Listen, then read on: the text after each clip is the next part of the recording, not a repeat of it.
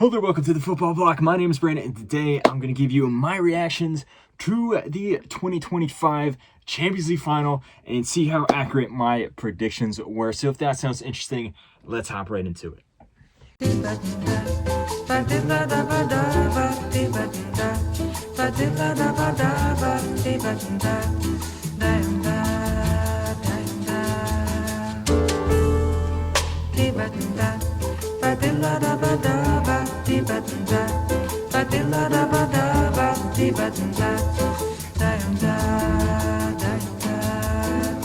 Eu quis amar, mas tive medo e quis salvar.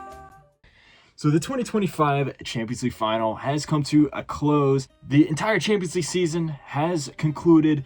In reality, the entire European club calendar season has come to a close, unless you count the Club World Cup, of course.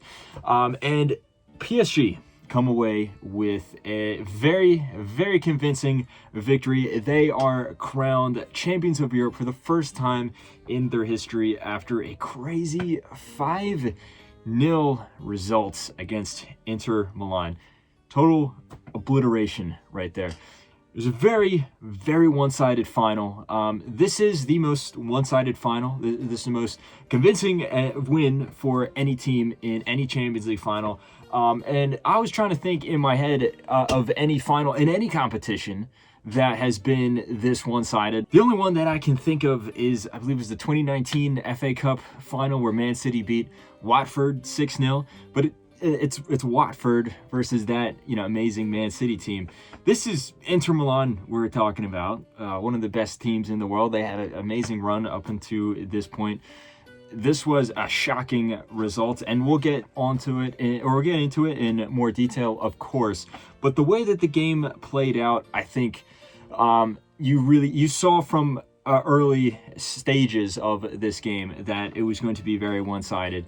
Inter Milan, first of all, they're wearing their third kit. The players voted to wear the third kit because obviously they're technically the away team, so they can't wear their regular black and blue home jersey because it would clash with PSG's dark navy home jersey. So they chose to wear the yellow jersey, which, in my opinion, as a jersey collector, I think that was a bad omen. That's always a superstitious thing I always say. But the way that the game started out, it was Inter Milan kind of sitting back, inviting PSG to attack, letting them have the ball.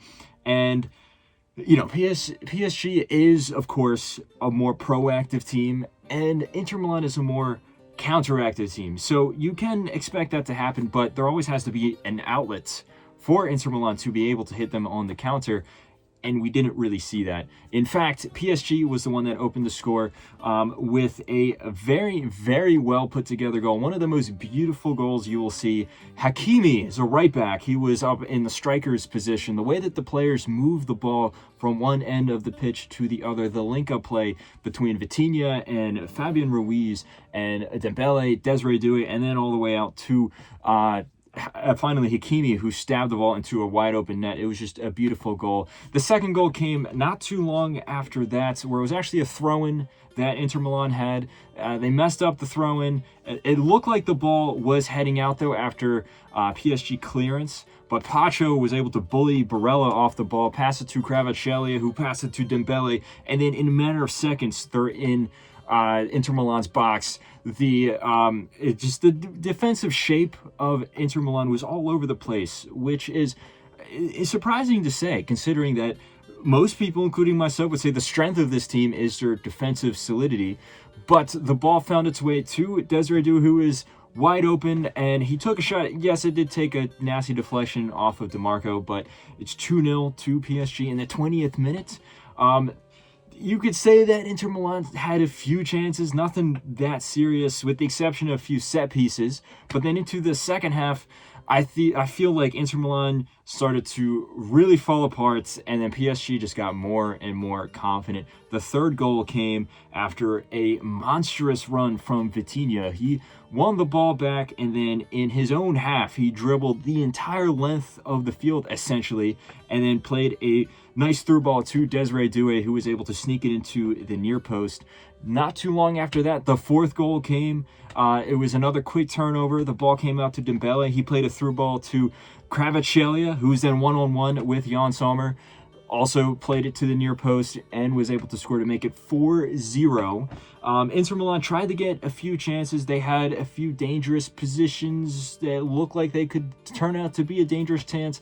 Nothing really came of it though, and then PSG made some substitutions. Mayulu came off the bench, the youngster there. I hope I'm pronouncing that name right. And then with a quick interplay, he scored from a tight angle to make it 5-0. At that point, where we were in like the 80th minute, the game is over. PSG win their first Champions League title. The Qatari project finally paid off, and what makes it so much more admirable, you do have to say, is yes, they have spent a lot of money even with this team, but they finally won it where they had an intelligent project going forward. It wasn't like the old days where they just look at the top names in the transfer markets, or in terms of how popular they are, and just start trying to sign them. There's no more Mbappe, there's no more Messi, there's no more Neymar, there's no Thiago Silva and Zlatan Ibrahimovic and David Luiz and Angel Di Maria, Edinson Cavani. None of these superstar names. And you also don't see the team catering to the individuals like we saw with Mbappe, where they were begging him to stay. They were paying him so much. They were giving him all these responsibilities and privileges with the club. You don't see that now. It is a team. Yes, there's littered with superstars, but it's a team that has been intelligently put together, and it is a team under a very regimented system put together by Lucho Enrique. You can finally see the project that he has been trying to do for the past 2 seasons. Now you fully see it coming to its full form, its final form, its peak. And they, as a PSG hater, I will admit I am a huge PSG hater. I don't like a lot of the players that they have, but I am a huge fan of Lucho Enrique. And even if I wasn't, you have to admit the football that they played, and the football that they play throughout the entirety of this season has been electric, dynamic, beautiful football, aesthetically pleasing football. And this final here was one of the best examples of that. I mean, 5-0 in the Champions League final is a wonderful achievement. To win it in style like that is insane. Now, there is other half to that story. The other side of that story is that Inter Milan was awful. This is one of the worst performances that I've seen any team play in a final. This is probably the worst performance I've ever seen Inter Milan play, to be honest. This was an atrocious performance. Every single player on the field looked completely out of it. They did not look like they were up for the task. As I mentioned before, the defensive solidity there was completely shattered. Just the wide open space that they had. There were so many times where Kvaratskhelia or Dembele would pick up the ball, and there's acres of space in front of them that they have to run. And when you have quick players like that, especially those wingers, that is just suicidal. Giving them that ability to run in and dribble and create chances, that is completely suicidal. You're not going to be able to win a game like that. But then going forward, there was nothing either. Thuram had a few chances, but that was it. Lautaro Martinez barely touched the ball. And then that midfield as well. That midfield completely lost control of the game. I think that's really where the game was lost. Yes, the defense was awful, as I mentioned before. But, we've seen Inter Milan concede a lot of goals and then be able to bounce back, specifically against Barcelona and specifically against Bayern Munich as well. When they conceded a few chances, they were always able to score, and in those cases outscore their opponents. We did not see that because the midfield completely lost control of the ball and they weren't able to pass it out to their attackers. They weren't able to include the fullbacks into the attack either. Çalhanoğlu and Barella and Mkhitaryan, but in particular Mkhitaryan and Çalhanoğlu, I think just the game went by them. I mean, these guys aren't necessarily the fastest players. They never were the fastest players, but now especially that they are very old, put them up against this incredibly fast PSG midfield, the game completely went by them. You can say the same for the defenders as well. Acerbi, who's had a wonderful season, did not cover himself in glory in this game. even Jan Sommer, who is a very underrated goalkeeper in my opinion, I think he is a very top goalkeeper. He had an awful game. I mean, you can't blame him for everything, but it just, again, he also did not cover himself in glory. I think there are several reasons for this. Obviously, PSG is an amazing team. This PSG, like I've said before many times in these videos, this is the best PSG I've ever seen.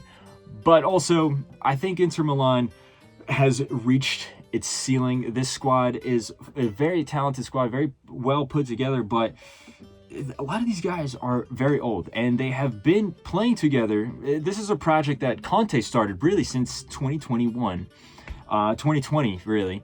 And we've seen them win Serie A. We've seen them go far in the Champions League previously. We've seen them win Coppa Italias, go far in other competitions and things like that.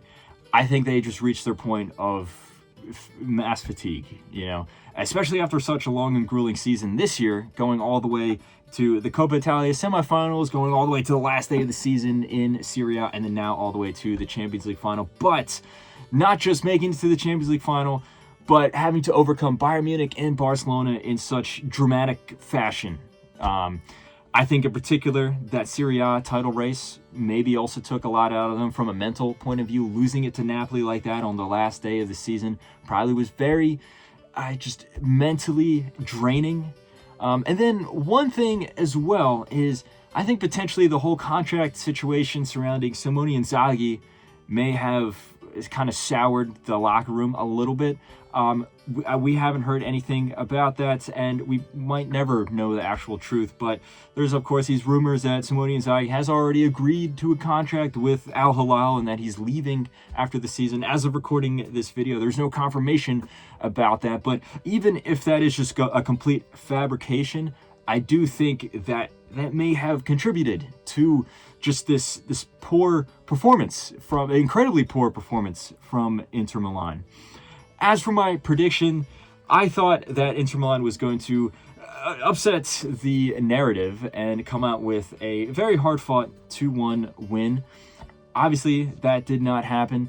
I thought that the mental fortitude that they had, as well as the more tactical intelligence that Simone Inzaghi usually has, and then also the way that Inter Milan was able to defeat teams that play similar to PSG throughout this season, in particular in the Champions League, was enough to prove that they would come out on top. My prediction, I got completely wrong. Simone Inzaghi, his tactics, I think he got it wrong here, but more so, I think Inter Milan just dropped the ball. That mental fortitude that we usually see them have, we did not see that in this game at all. They weren't able to repeat their performances against these very aggressive attacking teams as we've seen already this season. And PSG was able to just run all over them. I'm not an Inter Milan fan. I do like the team a lot. They have a lot of players that I like. And of course, I am a PSG hater. So, in my opinion, this is one of the worst Champions League finals I've ever seen. I think the only one that comes close is the Liverpool-Spurs final, just because it was so boring. This game, not really exciting, and also very, very sad. Very hard to watch at times. But anyway, let me know what you thought of this final. If you did predictions, let me know how they went. What did you think of this final? Did you love it? Did you hate it? If you were a neutral fan, what were your thoughts on that? Because it was so one-sided. Sometimes people who are neutral fans like to see one-sided games because there's a lot of goals. Other times they don't like to see it just because it's not that exciting. Let me know all your thoughts in the comment section below. Don't forget to like and subscribe. Share this video with a friend. Don't forget to follow the Football Bloc on social media. But anyway, guys, my name is Brandon. This has been the Football Bloc, and I hope you have a nice rest of your night.